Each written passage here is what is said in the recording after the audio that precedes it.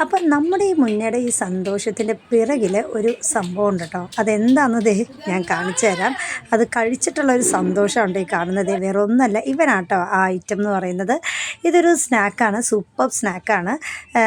നല്ല ടേസ്റ്റോടെ നമ്മൾ കുഞ്ഞുങ്ങൾക്കൊക്കെ ഉണ്ടാക്കി കൊടുക്കാൻ പറ്റിയ നല്ലൊരു സ്നാക്കാട്ടോ.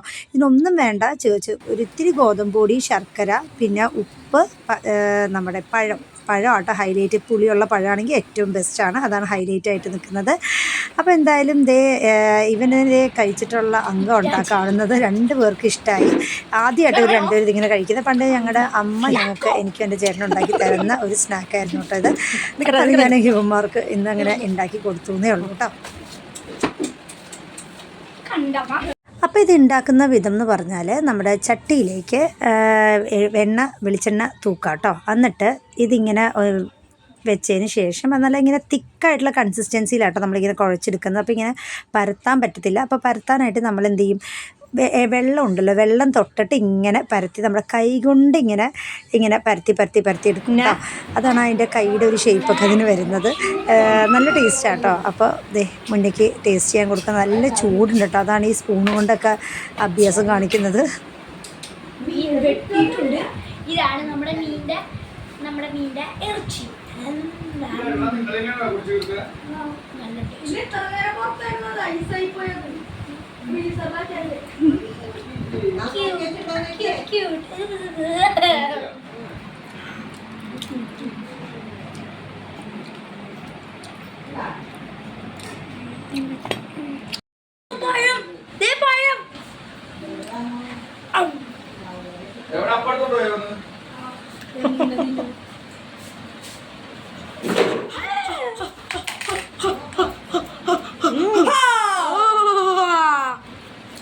അപ്പോൾ എന്തായാലും അപ്പത്തിന് വൻ ഡിമാൻഡായിരുന്നു കേട്ടോ. എല്ലാവർക്കും ഇഷ്ടമായി. എനിക്ക് എൻ്റെ പഴയ ഓർമ്മയിലേക്കൊക്കെ പോകാൻ പറ്റി കേട്ടോ. കുട്ടിക്കാലത്ത് അമ്മ ഉണ്ടാക്കി തന്നെ അപ്പത്തിൻ്റെ അതേ ടേസ്റ്റൊക്കെ തന്നെയായിരുന്നു.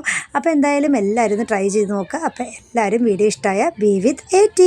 ബൈ.